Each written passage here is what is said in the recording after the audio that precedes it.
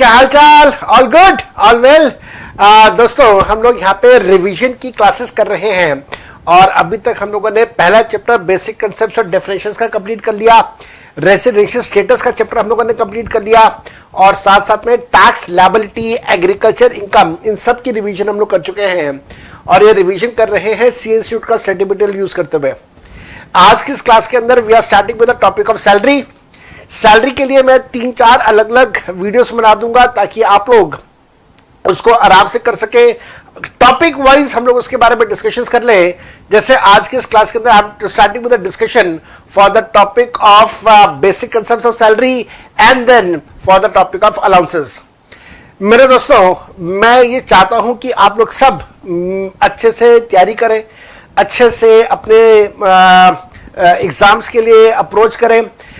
किसी भी तरह का कभी भी कोई भी doubt for the subject of taxation अगर आपको आता है तो आप मेरे साथ जुड़ सकते हैं। मेरे राइट हैंड साइड पे आपको दिखाई दे रहे हैं ये सारे सोशल मीडियाज, ये सोशल प्लेटफॉर्म्स जिसके ऊपर आप मेरे से कनेक्ट कर सकते हैं, चाहे वो फेसबुक हो, चाहे वो यूट्यूब हो, इंस्टाग्राम हो या फिर टेलीग्राम हो।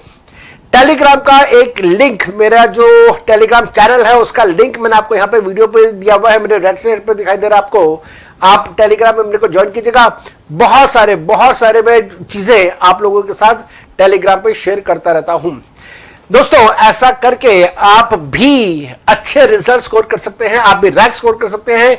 जैसे 2018 के अंदर दीपा, पार्थ और पुष्प ने 1, 2, 3 रैंक स्कोर किए थे, इस प्रकार के रैंक्स आप भी लेके आ सकते हैं 2019 के एग्जामिनेशन में। आइए मेरे बच्चे, आज की इस क्लास को हम लोग स्टार्ट करें and here it is. We are starting with the topic of salary. आपका स्टडी मटेरियल का चैप्टर नंबर 4 दिया हुआ है और इस चैप्टर नंबर 4 के अंदर हेड्स ऑफ इनकम स्टार्ट हो रहे हैं। हेड्स ऑफ इनकम के अंदर इन्होंने बहुत सारी बातें लिखी हैं जो कि अभी हमारे लिए रेलेवेंट बहुत ज्यादा नहीं है। एक चार्ट इन्होंने बना के दिया हुआ है जो कि ओवरहेड्स या ओवरव्यू दिया हुआ है पूरा, आप स्किप कीजिए इसे। लर्निंग आउटकम दिया हुआ है कि पूरा चैप्टर पढ़ने के बाद आपको क्या क्या सीखने को मिलेगा और क्या क्या आप सीख सकते हैं, आप स्किप कर दीजिए इसको भी। और जो मेन मुद्दा है वो मेन मुद्दा स्टार्ट होता है पेज नंबर 4.8 पे। हम लोग पेज नंबर 4.8 से सारी के सारे डिस्कशन अपनी स्टार्ट करेंगे। यहां पे पेज नंबर 4.8 पे डिस्कशन किया हुआ है सैलरी का। सैलरी के बारे में 3 सेक्शंस हैं जो कि है सेक्शन नंबर 15 चार्जेबिलिटी का, सेक्शन नंबर 16 डिडक्शंस का, सेक्शन नंबर 17 जहां पे बात की जाती है परक्विजिट्स की। मेरे बेटा, इसके अलावा इस चैप्टर में आपको सेक्शन नंबर 10 भी पढ़ना होगा। सेक्शन नंबर 10 आपको अलाउंसेस के बारे में बताएगा। सेक्शन नंबर 10 आपको बताएगा रिटायरमेंट पेमेंट्स के बारे में और सेक्शन नंबर 10 आपको बताएगा कुछ एक्स्ट्रा कंसेप्ट्स के बारे में जैसे कि एलटीसी। तो 4 सेक्शन आप लोगों को इस चैप्टर के अंदर करने हैं, 15, 16, 17 और साथ साथ में सेक्शन नंबर 10। आज की इस क्लास के अंदर हम लोग अलाउंसेस डिस्कस करेंगे सेक्शन नंबर 10 के। उससे पहले कुछ और बातें यहां पे लिखा गया है कि कोई भी इनकम सैलरी के चैप्टर में टैक्सेबल तब होगी जब 2 लोगों के बीच में एम्प्लॉयर एम्प्लॉय रिलेशनशिप होगा। मेरे बेटा याद रखिएगा, एम्प्लॉयर एम्प्लॉय रिलेशनशिप, एम्प्लॉयर को बोलते हैं मालिक, एम्प्लॉय को बोलते हैं नौकर। अगर 2 लोगों के बीच में मालिक नौकर का रिलेशनशिप है, एम्प्लॉयर एम्प्लॉय का रिलेशनशिप है, तो इनकम को टैक्सेबल करेंगे एज सैलरी।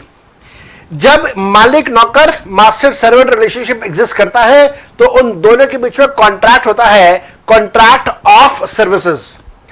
दोस्तों, जहां पे मालिक नौकर मास्टर सर्वेंट का रिलेशनशिप एग्जिस्ट नहीं करता, एम्प्लॉयर एम्प्लॉय रिलेशनशिप एग्जिस्ट नहीं करता, वहां पे होता है contract for services. Contract for services के केस में सैलरी का पैसा नहीं होगा, वहां पे पैसा होगा बिजनेस प्रोफेशन का या फिर इनकम फ्रॉम अदर सोर्सेज का। एम्प्लॉयर एम्प्लॉय रिलेशनशिप है तो सैलरी, नहीं है तो सैलरी में नहीं आएगा। फिर कहां जाएगा? या वो जाएगा बिजनेस एंड प्रोफेशन में या फिर वो जाएगा इनकम फ्रॉम अदर सोर्सेज में। मेरे बच्चे याद रखिएगा, पार्टनर्स और पार्टनरशिप फर्म की बात करें तो उनके बीच में एम्प्लॉयर एम्प्लॉय रिलेशनशिप नहीं होता, इस तरह से पैसा टैक्सेबल होगा पार्टनर के लिए in the chapter of business and profession. इन सारी बातों का एक एक्सेप्शन केस है, वो है जजेस। हाई कोर्ट और सुप्रीम कोर्ट के जो जज है उनका कोई एम्प्लॉयर नहीं है, वो जज किसी के एम्प्लॉय नहीं है, लेकिन फिर भी जजेस को मिलने वाला पैसा रेम्युनरेशन टैक्सेबल करेंगे as the income of salary. ये पहला कंसेप्ट एम्प्लॉयर एम्प्लॉय रिलेशनशिप का है जो मैंने आपके साथ डिस्कस किया। इसके इन्होंने कुछ उदाहरण दिए हुए हैं। एक एक्ट्रेस है जो कि किसी प्रोडक्शन हाउस चोपड़ा फिल्म्स के लिए काम करती है। अगर इन दोनों के बीच में एम्प्लॉयर एम्प्लॉय रिलेशनशिप है तो फिर जाएगा contract of services. Contract of services है इसलिए इनकम टैक्सेबल हो गया सैलरी। लेकिन मान लीजिए अगर ये एम्प्लॉयर एम्प्लॉय रिलेशनशिप नहीं है तो कॉन्ट्रैक्ट फॉर सर्विसेज, और उस केस में सुजाता को मिलने वाला पैसा टैक्सेबल होगा as income of business and profession. इसके बाद इन्होंने दिया हुआ है डायरेक्टर का रिलेशन कंपनी के साथ। अगर कंपनी का डायरेक्टर फुल टाइम डायरेक्टर है तो उनको मिलने वाला पैसा सैलरी में टैक्सेबल करेंगे।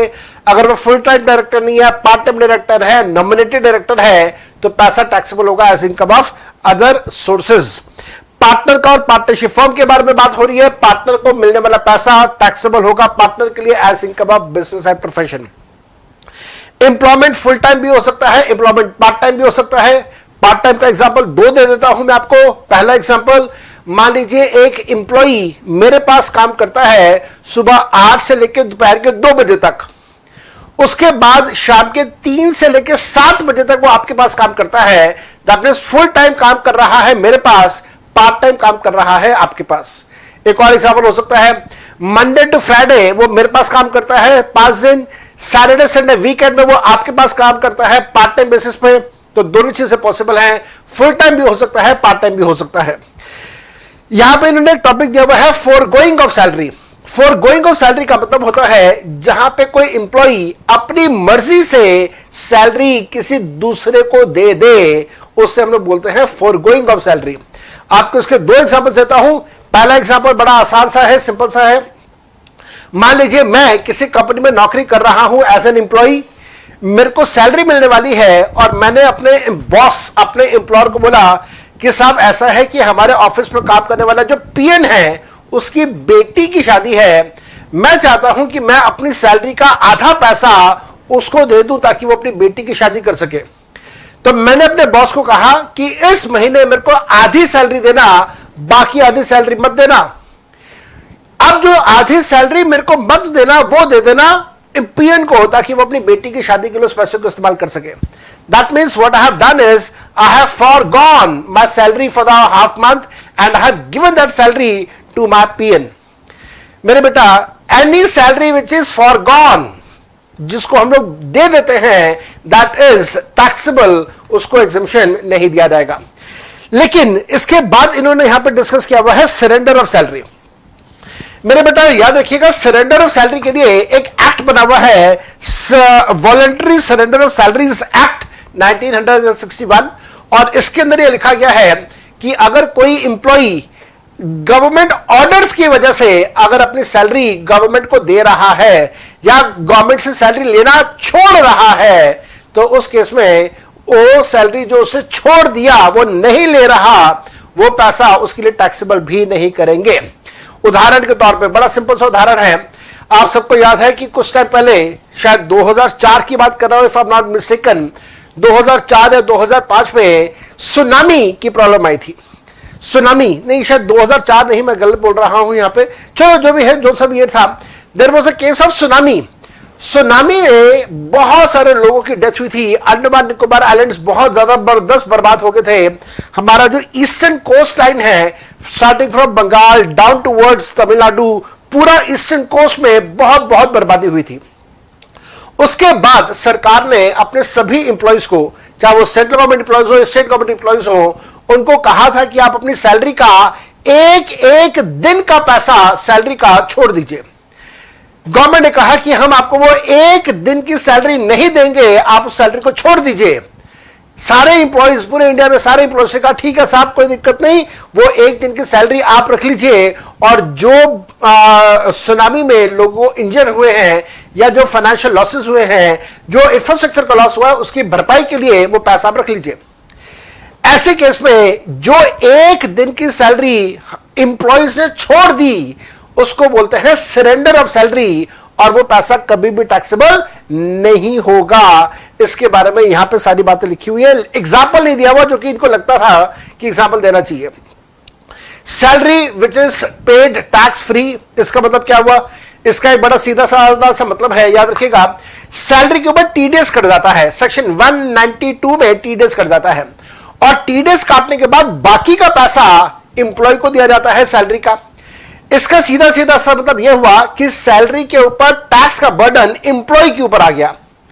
लेकिन अगर एम्प्लॉयर कहे कि साहब आपकी सैलरी के ऊपर टैक्स का बर्डन मैं बियर करूंगा, जैसे कि उदाहरण के तौर पे मान लीजिए आप इंप्लॉय हैं और मैं आपको साल का 6 लाख रुपए की सैलरी देता हूं।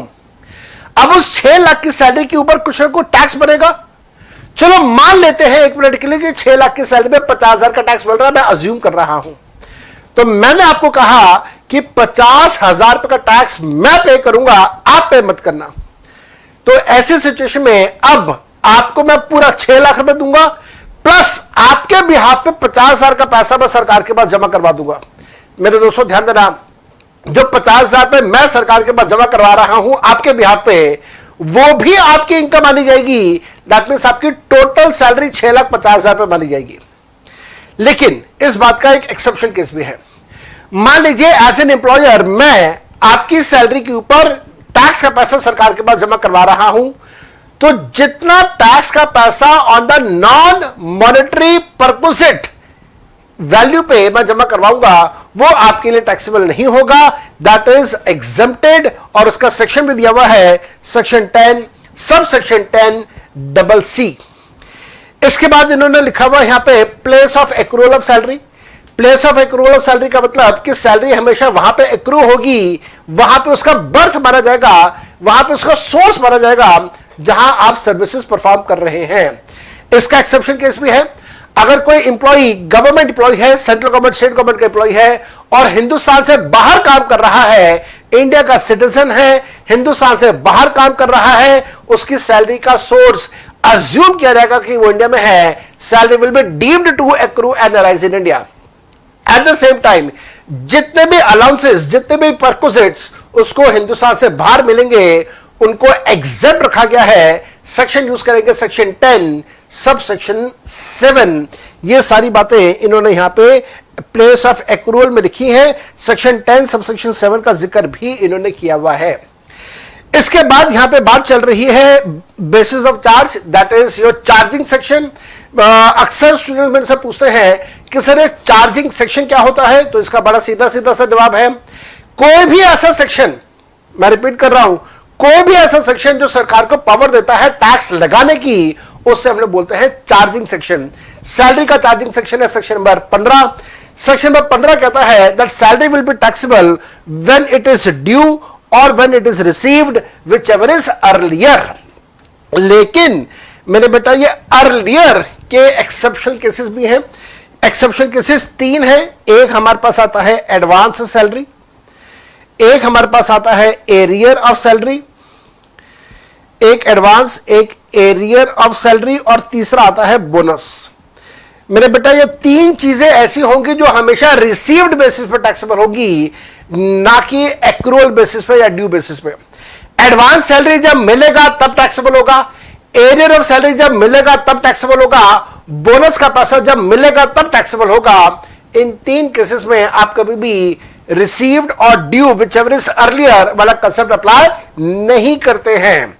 यही सारी बातें इन्होंने यहां पे लिख के दी हुई है। एडवांस सैलरी का जिक्र चल रहा है। एडवांस सैलरी क्या है? कभी भी सैलरी ड्यू हो उससे पहले अगर आप ले ले तो that is what we call advance salary. Advance salary का पैसा टैक्सेबल तब होगा जब आपको वो पैसा मिलेगा, ये पैसा टैक्सेबल नहीं होगा ड्यू बेसिस पे। और साथ साथ ध्यान रखिएगा सेक्शन 89 सब सेक्शन 1 का रिलीफ आप कैलकुलेट कर सकते हैं ऑन एडवांस सैलरी। इसके बाद इन्होंने टॉपिक दिया हुआ है advance salary and advance against salary. बहुत सिंपल सा है। एडवांस सैलरी जैसे अभी 2 बार बताया मैंने कि सैलरी ड्यू होने से पहले जब आप सैलरी ले लें that is called as advance salary. Then what is advance against salary? Advance against salary का मतलब होता है जहां पे आप सैलरी को गिरवी रखते हुए या सैलरी को चार्ज बनाते हुए आप उसके अपने एम्प्लॉयर से उसके बदले में ले लेते हैं लोन। जब आप लोन अपने एम्प्लॉयर से ले रहे हैं तो आप एम्प्लॉयर को कहते हैं कि साहब लोन की इंस्टॉलमेंट, लोन की किश्त मेरी सैलरी में से काट लेना और बाकी की सैलरी मेरे को आप हैंड ओवर कर देना। Taking loan against your salary is what we call advance against salary. मेरे बेटा क्योंकि ये एडवांस है, क्योंकि ये लोन है, इस वजह से लोन का पैसा आपके लिए कभी भी टैक्सेबल नहीं होगा, ना रिसीट बेसिस पे ना ड्यू बेसिस पे। एरियर ऑफ सैलरी के बारे में बात कर रहा है। कभी कभार एम्प्लॉयर अपने एम्प्लॉय की सैलरी बढ़ा देता है बैक डेट से, जैसे आज 17 अप्रैल है, अगर आज 17 अप्रैल को मैं आपकी सैलरी इंक्रीज कर दूं 1 जनवरी से, तो जनवरी, फरवरी, मार्च 3 महीने का पैसा जो कि पिछले साल का है आपको मिलेगा आज। जब आज आपको वो सैलरी का पैसा मिलेगा जो कि पिछले फाइनेंशियल ईयर का है, मिल रहा है आज, तो इसको हम लोग बोलते हैं arrear of salary. Arrear of salary का पैसा भी टैक्सेबल होगा ऑन द रिसीट बेसिस, और सेक्शन 89 सबसेक्शन 1 का रिलीफ भी अलाउ किया जाता है। इसके बाद ध्यान दीजिएगा, सैलरी के बारे में कुछ और डिस्कशंस किया है इन्होंने, जैसे कि इन्होंने कहा कि सैलरी की परिभाषा क्या है, सेक्शन 17 सबसेक्शन 1। परक्विजिट्स क्या होते हैं और उनका टैक्स ट्रीटमेंट क्या होगा, सेक्शन 17 सबसेक्शन 2, और साथ साथ में profit in the lieu of salary, section 17 subsection 3। तीनों का डिटेल डिस्कशन मैं आपके साथ करूंगा। सैलरी का मीनिंग क्या है, सैलरी के लिए इन्होंने एक इंक्लूसिव डेफिनेशन दी हुई है जो कि सेक्शन 17 सबसेक्शन 1 के अंदर है, और सैलरी के अंदर आप इंक्लूड करेंगे वेजेस। याद रखिएगा, अगर अकाउंटिंग टर्म्स में बात करें तो सैलरी और वेजेस में कोई अंतर नहीं होता है अकाउंट्स के सब्जेक्ट में, लेकिन टैक्सेशन के सब्जेक्ट में सैलरी और वेजेस को, उल्टा बोल गया मैं, अकाउंट्स के सब्जेक्ट में सैलरी और वेजेस में अंतर होता है। वहां पे वेजेस को माना जाता है वो पैसा जो दिया जाता है टेम्परेरी इंप्लॉइज को, सैलरी वो होता है जो दिया जाता है परमानेंट इंप्लॉइज को। वेजेस का पैसा ट्रेडिंग अकाउंट में ना जाके मैन्युफैक्चरिंग अकाउंट में जाता है, ट्रेडिंग एंड मैन्युफैक्चरिंग अकाउंट में, और अगर सैलरी की बात करें तो वो पैसा जाता है प्रॉफिट एंड लॉस अकाउंट के अंदर। लेकिन टैक्सेशन सब्जेक्ट में सैलरी और वेजेस में कोई अंतर नहीं माना गया है, दोनों एक जैसी चीजें मानी गई हैं। सैलरी के बाद पेंशन, पेंशन के बाद ग्रेच्युटी, ग्रेच्युटी के बाद किसी भी प्रकार का कोई फीस या परक्विजिट से आप profit in the lieu of salary, advance salary, leave encashment का पैसा, प्रोविडेंट फंड का पैसा, और साथ साथ में NPS, new pension scheme, NPS का पैसा जो 80CC/D में है, ये सब भी आपके सैलरी का पार्ट बनते हैं। सेक्शन 17 सबसेक्शन 1 में ये बात लिखी गई है। फिर इसके बाद उन्होंने उसका एक्सप्लेनेशन दिया है। वेजेस क्या होते हैं, वेजेस बेसिकली जो टेम्पररी स्टाफ को दिए जाते हैं उसको वेजेस कहते हैं। टैक्सेशन पर्पसेस के लिए सैलरी और वेजेस में कोई अंतर नहीं माना गया है। अलाउंसेस, अलाउंसेस का मतलब है जहां पे एक एम्प्लॉयर अपने एम्प्लॉय को कुछ पैसा दे रहा है, ऑफिस के या पर्सनल काम करने के लिए पैसा दे रहा है, तो उस पैसे को हम लोग बोलते हैं अलाउंसेस। इसके साथ साथ में मेरे बेटा इन्होंने अलाउंसेस की डिटेलिंग यहां पे दी हुई है कि अलाउंसेस कौन कौन से होते हैं, किस प्रकार के होते हैं। कुछ ऐसे अलाउंसेस हैं जो कि फुली टैक्सेबल अलाउंसेस हैं, और कुछ ऐसे हैं जो फुली एग्जेम्प्ट है, कुछ ऐसे हैं जो पार्शियली एग्जेम्प्ट है। इसके बारे में डिटेल डिस्कशन इन्होंने यहां पे नीचे किया हुआ है। कुछ ऐसे अलाउंसेस जो फुली टैक्सेबल अलाउंसेस हैं, उनमें से पहला आता है सिटी कंपनसेटरी अलाउंस। बहुत आसान है, पहली बार में समझ आ जाता है। मान लीजिए एक एम्प्लॉय ऐसा है जो कि आगरा में काम कर रहा है, और एम्प्लॉयर ने उसकी आगरा से शिफ्टिंग कर दी है, उसको ट्रांसफर कर दिया है बॉम्बे। अब मेरे बेटा बॉम्बे और आगरा में महंगा शहर है बॉम्बे। बॉम्बे के अंदर हर चीज बहुत महंगी है वहां पे, क्योंकि पेट्रोल का दाम ज्यादा है, डीजल का दाम ज्यादा है, इस वजह से कॉस्ट ऑफ लिविंग बहुत ज्यादा है। बॉम्बे के अंदर सब्जियां महंगी हैं, दूध महंगा है, डे टू डे खर्चे सारे ज्यादा है as compare to Agra. Now जब एक एम्प्लॉई आगरा से ट्रांसफर होकर बॉम्बे जा रहा है, तो with in the same salary अब उसको ज्यादा खर्चा करना पड़ेगा। उस एक्स्ट्रा खर्चे को कंपनसेट करते हुए एम्प्लॉयर की तरफ से उसको मिलता है एक अलाउंस, और इस अलाउंस को हम लोग बोलेंगे एज सिटी कंपनसेटरी अलाउंस। दूसरा है एंटरटेनमेंट अलाउंस। मेरे बेटा खुदा का वास्ता है आप सबको, एंटरटेनमेंट अलाउंस का मतलब यहां पे एंटरटेनमेंट का मतलब मनोरंजन नहीं है। ऐसा नहीं होगा कि एम्प्लॉयर कहेगा ये ले भाई पैसा ले मेरे से और जा अपने दोस्तों के साथ पिक्चर देख के आ, मूवी देख के आ, तुम्हारा एंटरटेनमेंट होगा? Answer is no. यहां पे एंटरटेनमेंट अलाउंस में एंटरटेनमेंट का मतलब होता है खातिरदारी, आओ भगत, हॉस्पिटैलिटी। अगर एक एम्प्लॉय ऐसा है जिसको पब्लिक डीलिंग करनी है, उसको डेली बेसिस पे बहुत सारे लोगों के साथ मिलना जुलना होता है, तो फिर उन लोगों को चाय, कोल्ड ड्रिंक, पानी ऑफर किया जाता है।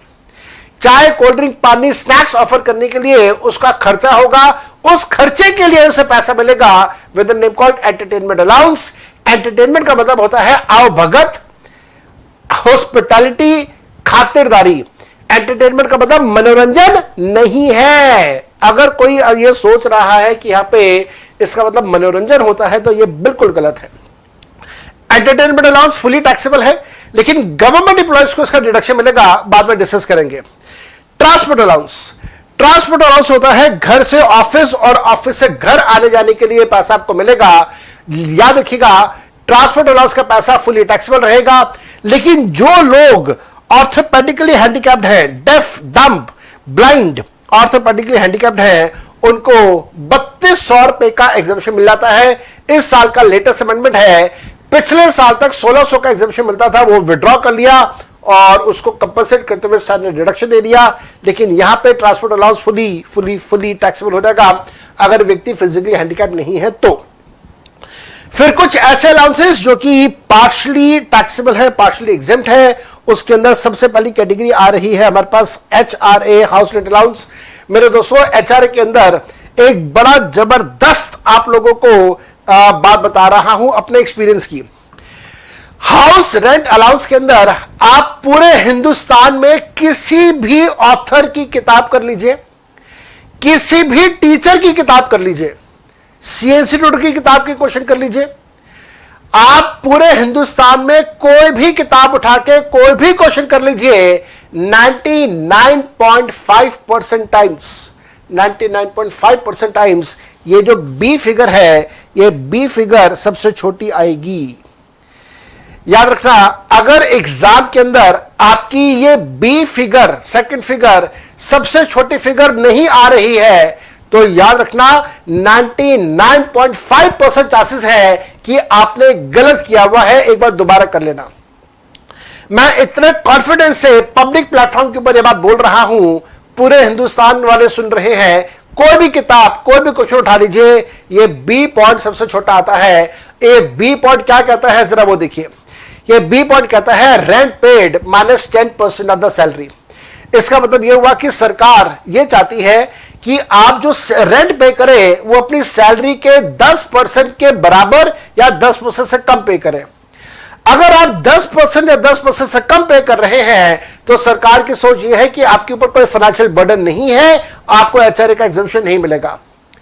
लेकिन अगर आप रेंट पे कर रहे हैं 10% से ज्यादा, किसका 10%? सैलरी के 10% से ज्यादा, तो उस केस में आपके ऊपर फाइनेंशियल बर्डन है और सरकार उस केस में आपको HRA का एग्जेम्पशन भी अलाउ करेगी। एग्जेम्पशन कैलकुलेट करते समय आप ये तीनों फिगर्स कैलकुलेट कीजिएगा और इन तीनों फिगर में जो सबसे छोटा आएगा वो एग्जेम्प्ट कर दिया जाएगा। सबसे छोटा कौन सा आएगा? 99.5% चांस है कि सबसे छोटी फिगर आएगी ये बी फिगर। बी फिगर सबसे छोटी आती है, ये मेरा दावा है। साथ साथ में ध्यान दीजिएगा, यहां पे 50% ऑफ सैलरी लेते हैं मेट्रोपॉलिटन सिटीज में और 40% सिटी लेते हैं हम लोग नॉन मेट्रोपॉलिटन में।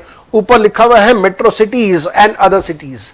नाउ यहां पे एक और बात बड़ी जबरदस्त आपको बताने वाली है कि साहब ये मेट्रो सिटीज कौन सी सिटीज होती हैं। कई बार क्लास के अंदर बात करते हैं तो स्टूडेंट्स हंसी मजाक में बोल देते हैं, सर जिस शहर में मेट्रो ट्रेन चलती है वो मेट्रो सिटी होती है।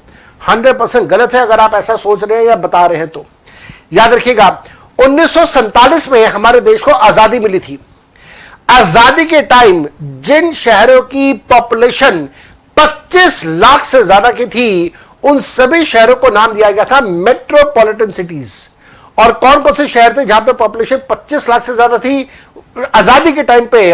वो थे दिल्ली, बंबई, मद्रास और कलकत्ता। ये 4 शहर थे। इस वजह से इन 4 शहरों को मेट्रोपॉलिटन सिटीज का नाम दिया गया था। और उस जमाने से लेके आज तक मेट्रोपॉलिटन सिटीज का ये कंसेप्ट चलता आ रहा है। चलिए, तो एचआरए हम लोगों ने किया। यहां पे एक दो बातों का ध्यान रखिएगा। अगर आपने रेंट पे नहीं किया तो फिर आपको एचआरए का एग्जम्पशन नहीं मिलेगा। बड़ी सीधी सीधी सी बात है, अगर आप रेंट पे कर नहीं रहे, आपके ऊपर फाइनेंशियल बर्डन नहीं है, तो जब फाइनेंशियल बर्डन नहीं है तो आपको एग्जम्पशन भी नहीं मिलेगा। एग्जम्पशन तब मिलेगा जब आपके ऊपर रेंट का फाइनेंशियल बर्डन आएगा। साथ साथ में मेरे बेटा एक बात का ये ध्यान रखिएगा, मान लीजिए अगर कोई व्यक्ति ऐसा है जिसको ना तो एम्प्लॉयर की तरफ से एचआरए मिलता है, ना उसे अपने एम्प्लॉयर की तरफ से रेंट फ्री एकोमोडेशन मिलता है, तो फिर वो एम्प्लॉई रेंट पे करने की वजह से 80GG का डिडक्शन क्लेम करता है। मैंने अपनी क्लासेस के अंदर हमेशा एचआरए के साथ में 80GG का सेक्शन करवाया है। मैं चाहता था कि सीएससी रूट भी ऐसा ही करता, थोड़ा सा कंपैरेटिव एनालिसिस हो जाता है, सेक्शंस की एक दूसरे के साथ लिस्टिंग हो जाती है या लिंकिंग हो जाती है कि आप एक सेक्शन को इन टैंडम दूसरे सेक्शन के साथ समझें, वो आसान हो जाता है। बस सीएस स्टूडेंट ने ऐसा नहीं किया, कोई बात नहीं। एचआरए के बारे में एक और बात, सैलरी में क्या क्या लेंगे?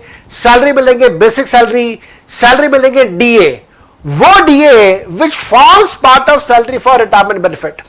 सैलरी के लिए जो डीए इस्तेमाल हो रहा है, इसका मतलब यह हुआ वो डीए जो रिटायरमेंट के बाद भी मिलता रहेगा इंप्लॉय को पेंशन के साथ जोड़ के, उस डीए को बोलते हैं DA forming part of salary for the retirement benefits. इसके अंदर आपने एक और चीज ऐड करनी है, दैट इज कमीशन। कौन सी कमीशन? कमीशन वो कमीशन जो परसेंटेज बेसिस पे दिया जाता है on the basis of the turnover. ये बात सुप्रीम कोर्ट ने डिसाइड करी थी in the case of Gestetners duplicators private limited. Again see institute को केस का नाम मेंशन करना चाहिए था, नहीं किया, कोई बात नहीं। चलिए, उसके बाद एक क्वेश्चन दिया हुआ है, बड़ा सिंपल सा, आप देखिएगा, बहुत आसान है, कुछ भी नहीं उस क्वेश्चन के अंदर। हाँ, एक बात मेरे को अचानक से याद आ गई, एचआरए के केस में मेरे बेटा याद रखिएगा, एचआरए की कैलकुलेशन डिपेंड करती है 4 फैक्टर्स के ऊपर। 4 फैक्टर्स कौन से? पहला, एम्प्लॉय की सैलरी। दूसरा, एम्प्लॉय रहता कौन से शहर में है। तीसरा, एम्प्लॉयर की तरफ से कितना एचआरए मिल रहा है। चौथा, एम्प्लॉय कितना रेंट पे कर रहा है। मेरे बेटा अगर ये चारों फैक्टर कांस्टेंट हैं, सेम है, तो आप एचआरए की कैलकुलेशन एनुअल बेसिस पे कर सकते हैं। लेकिन अगर इन चारों फैक्टर में से कोई भी फैक्टर चेंज हो गया तो फिर आपको कैलकुलेशन मंथ वाइज करना होगा, मंथली बेसिस पे करना होगा। नाउ आपके एग्जाम के अंदर ऐसे क्वेश्चंस आ चुके हैं जहां पे फैक्टर्स चेंज हो तो एचआरए की कैलकुलेशन चेंज होती है। ऐसे क्वेश्चन एग्जाम में आ चुके हैं, स्टडी मटेरियल में गिवन नहीं है। I am very sad to see that. चलिए, इसके बाद यहां पे इन्होंने अलाउंसेस के बारे में बात करी है। अलाउंसेस के लिए सेक्शन दिया है, सेक्शन 10 सब सेक्शन 14 क्लॉज 1, जो कि ऑफिशियल अलाउंसेस की बात करता है। याद रखिएगा, ऑफिशियल अलाउंसेस में जितना पैसा ऑफिस के काम के लिए खर्च किया वो एग्जेम्प्ट हो जाएगा। कहने का मतलब, ऑफिशियल अलाउंसेस में जितना पैसा बचा लिया या जो पैसा पर्सनल काम के लिए खर्च किया वो पैसा टैक्सेबल हो जाएगा। ऑफिशियल अलाउंसेस में कौन कौन से अलाउंसेस आते हैं, इन्होंने यहां पे उसकी एक लंबी चौड़ी लिस्ट दी हुई है। इसको याद करने का तरीका मैं हमेशा अपने स्टूडेंट्स को देता हूं। जितने भी स्टूडेंट्स ने मेरे से क्लासेस करी हैं, आपको तरीका याद है, CATHUD, इसका मतलब बन जाता है कैटहुड। कैटहुड, कैटहुड में C stands for convenience allowance. इन्होंने यहां पे नीचे लिखा हुआ है कन्वीनियंस अलाउंस। कन्वीनियंस अलाउंस क्या होता है? एक ही शहर के अंदर एक जगह से दूसरी जगह आने जाने के लिए जो किराए का पैसा मिलता है, that is called as conveyance allowance. A stands for academic allowance. इन्होंने भी दिया हुआ है एकेडमिक अलाउंस। हाँ जी, ये दिया हुआ जी, यहां पे लिखा हुआ है allowance which is given to encourage research. Research के लिए जो अलाउंस मिलता है, जो पीएचडी स्कॉलर्स को अलाउंस मिलता है, that is called as an academic allowance. T stands for the travelling allowance. Travelling allowance भी इन्होंने यहां पे दिया हुआ है। ट्रैवलिंग अलाउंस में होता यह है कि एक शहर से दूसरे शहर, दूसरे शहर से पहले शहर आने जाने के लिए और दूसरे शहर में जाके वहां पे रहना खाना पीना का खर्चा करने के लिए अलाउंस मिलता है, that is called as a travelling allowance. साथ साथ में मेरे बच्चे H stands for helper allowance. Office के काम के लिए हेल्पर रखा और आप उस हेल्पर को कुछ पैसा दे रहे हैं, उस हेल्पर के पैसे के लिए आपको अलाउंस मिलेगा with the name called helper allowance. You stands for uniform allowance. ऐसे बहुत सारे जॉब प्रोफाइल्स हैं जहां पे यूनिफॉर्म पहनना जरूरी होता है। आपको पता होगा अभी आजकल जेट एयरवेज के अंदर बड़ा जबरदस्त घमासान चल रहा है और जेट एयरवेज की सारी फ्लाइट्स ग्राउंडेड है इस समय। दैट मींस कोई पायलट जेट एयरवेज का फ्लाइट नहीं चला रहा है। अगर पायलट जेट एयरवेज का फ्लाइट चला रहा होता तो यूनिफॉर्म पहनी होती। यूनिफॉर्म बनवाने के लिए, यूनिफॉर्म मेंटेन करने के लिए अलाउंस मिलेगा with the name called uniform allowance. D stands for daily allowance. यहां पे इन्होंने डेली अलाउंस के बारे में लिखा हुआ है। D stands for daily allowance. याद रखिएगा, रोजमर्रा के छोटे छोटे खर्चे, पैटी एक्सपेंसेस के लिए आपको जो अलाउंस मिलेगा that is called as a daily allowance. ये सारे के सारे ऑफिशियल अलाउंसेस हैं। एग्जेम्प्ट होंगे अगर आपने पैसा खर्च कर दिया, टैक्सेबल होगा अगर आपने पैसा बचा लिया या फिर पैसा पर्सनल काम के लिए खर्च किया तो भी ये टैक्सेबल हो जाएगा। इसके बाद इन्होंने यहां पे सीए स्टूडेंट ने डिस्कशन किया हुआ है या ये वाला सेक्शन 10 सबसेक्शन 14 क्लॉज 2, यहां पे ये स्पेशल अलाउंसेस के बारे में बात करता है। स्पेशल अलाउंसेस स्पेशल सर्कमस्टांसेस या स्पेशल एक्सपेंसेस के लिए दिए जाते हैं और स्पेशल अलाउंसेस के लिए इन्होंने यहां पे एक टेबल बना के दिया हुआ है। इस पूरे टेबल के अंदर जो काम की चीजें हैं वो मैं आपके साथ डिस्कस करूंगा, बाकी की चीजों का आप आराम से छोड़ सकते हैं। और इसको याद करने का अगेन एक बड़ा सिंपल सादा सा तरीका मैंने अपने स्टूडेंट्स को दिया था। This is HUTCH, that comes to Hutch. HUTCH, Hutch. Hutch के बाद याद कर लेना BITT, Hutch bit. Hutch bit, Hutch bit, Hutch bit, Hutch bit. Hutch mobile phone company आपको पता ही है और कंप्यूटर की पहली language, computer language first language was binary technology, that is BIT, binary BIT technology. तो बाइनरी टेक्नोलॉजी मैंने याद करने का तरीका दिया है आपको, पढ़ते जाओ समझते जाओ। H stands for hostel expenditure allowance, जहां पे 300 रुपए का एग्जम्पशन मिलता है। कहां है भाई, कहां चल रहे हॉस्टल, ये मैं मार्क कर दूंगा साथ साथ में। अरे भाई कहां गया कहां गया कहां गया hostel expenditure allowance, hostel expenditure allowance कहां है भाई? अरे कहां है? हाँ ये रहा जी hostel expenditure allowance. H stands for hostel expenditure allowance, जहां पे 300 रुपए पर मंथ का एग्जम्पशन मिलता है फॉर चिल्ड्रन, पर चाइल्ड, 2 बच्चों के लिए। अगर ये अलाउंस ग्रैंड चिल्ड्रन के लिए मिल रहा होगा तो फुली टैक्सेबल होगा, याद रखिएगा आप। You stands for underground allowance.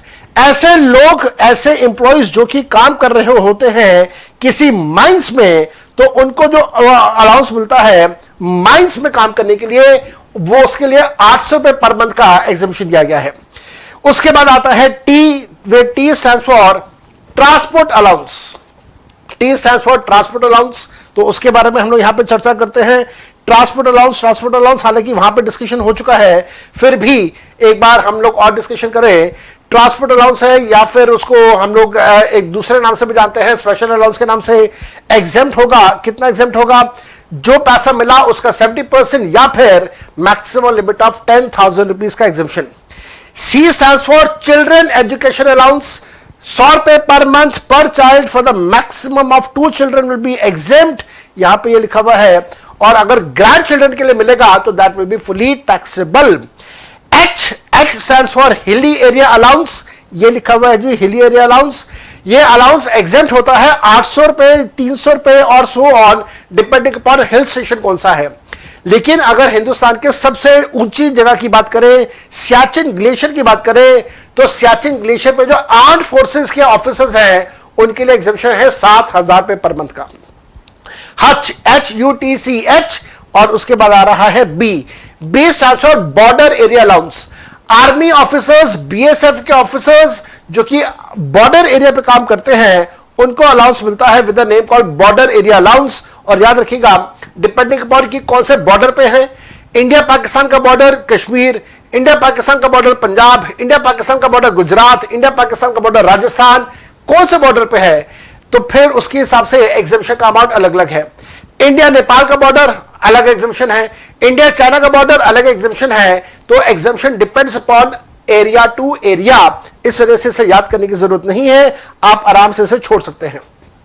I stands for counter insurgency allowance. मैंने यहां पे दिया हुआ है काउंटर इंसर्जेंसी अलाउंस, दिया हुआ है इन्होंने, हाँ ये रहा काउंटर इंसर्जेंसी अलाउंस।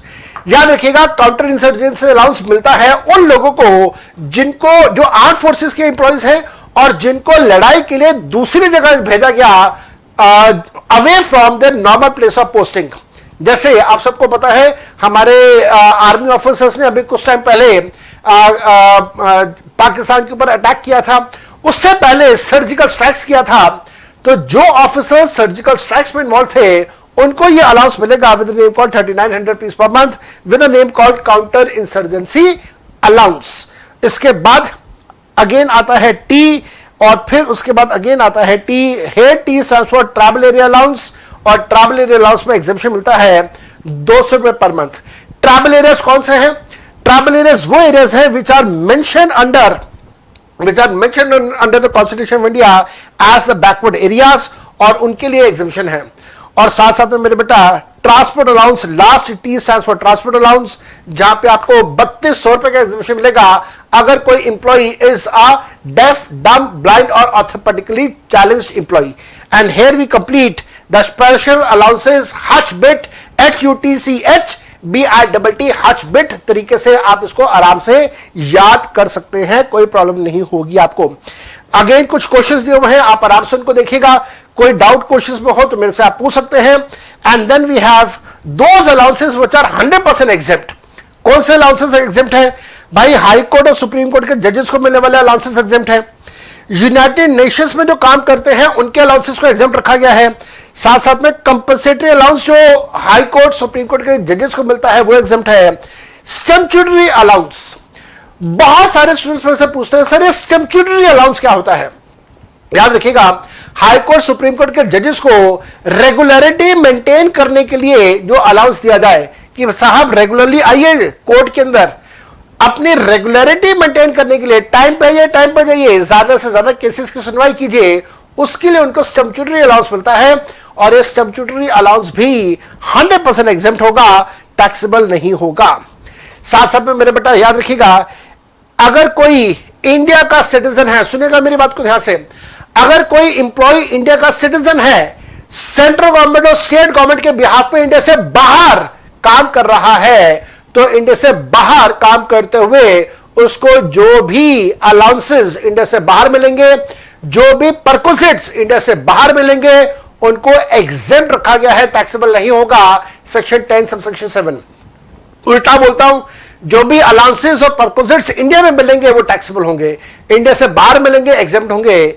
यहां पे इस बात का एक्सेप्शन के साथ है DNS allowance. DNS allowance exam नहीं होगा, वो टैक्सेबल होगा। हालांकि इसके बारे में कहीं कोई चर्चा स्टडी मटेरियल के अंदर नहीं है, जो कि मेरे को लगता है होना चाहिए था। देन इन्होंने इसके बाद यहां पे सेक्शन 10 सबसेक्शन 45 दिया हुआ है, जो यूपीएससी की बात करता हूं मैं आपके साथ। अभी कुछ दिन पहले सिविल सर्विसेज के रिजल्ट्स अनाउंस हुए हैं, और सिविल सर्विसेज के अंदर आईएएस ऑफिसर्स, आईपीएस ऑफिसर्स के बारे में हम लोग बात कर रहे हैं।